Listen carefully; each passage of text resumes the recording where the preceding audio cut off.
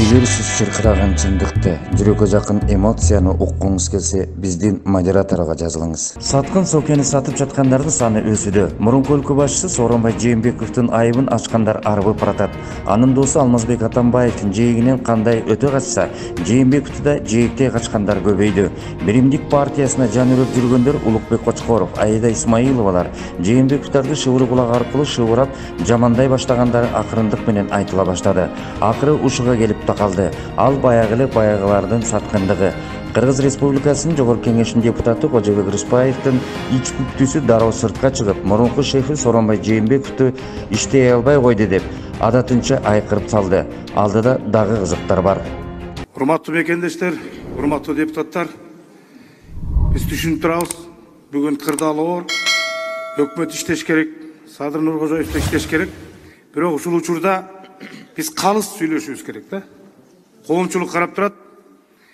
Мен Сооронбай Шариповичтин жакшы инсан экенин, ыймандуу адам экенин танбайм.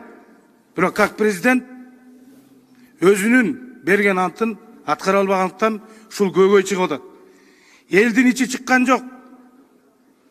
Элдин ичи чыккан жок.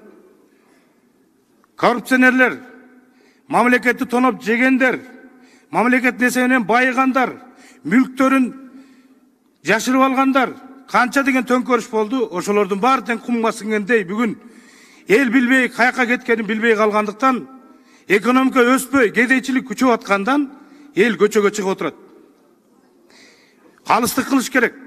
Тегерек четиндеги көзүм май баскандар, өзүбүз кире албай калгандар ушул абалга алып келди бүгүнкү күндө. Асылбек Жээнбековду камоого киришти. Ушундай сөздөр чыга баштады. Ошондой эле буга чейин эле өлкөнү акеси Сооронбай Жээнбековдун ордуна үкөөсү Асылбек Жээнбеков башкарып жүргөн деген кептер айтылып жүргөн. Тест боюнча Асылбек Жээнбековдун жана экс өлкө башчысы Сооронбай Жээнбековдун күнөөсү бар деген дооматтар далили менен ачыкка чыгабы, далилденеби? Айта кетсек, ошол мезгилдерде ака өлкөлөр бири өкмөт башчы болсо, бири спикерлик кызматта турушкан.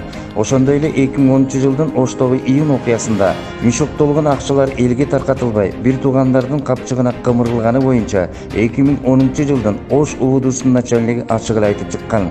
Мына ушулардын баары тергөөдө териштириле баштаптыр. Мародерлор бир тууган Жээнбековдор болуп чыгабы.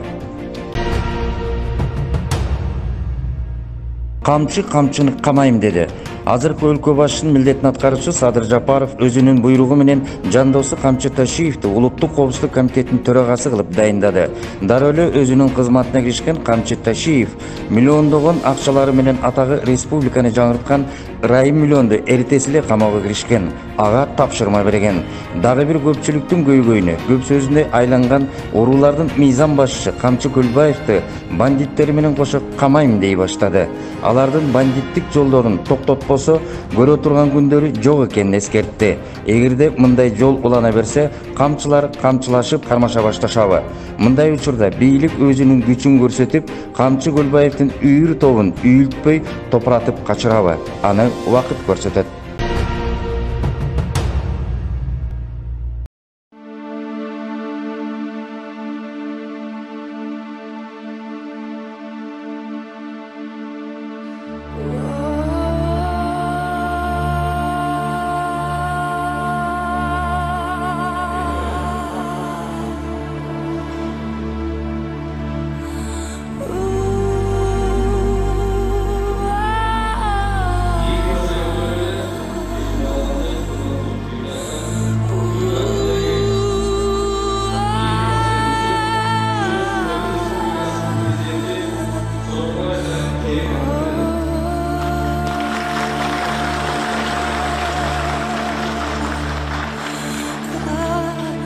Эгер сиз чыркыраган чындыкты, жүрөккө жакын эмоцияны уккуңуз келсе, биздин модераторго жазылыңыз.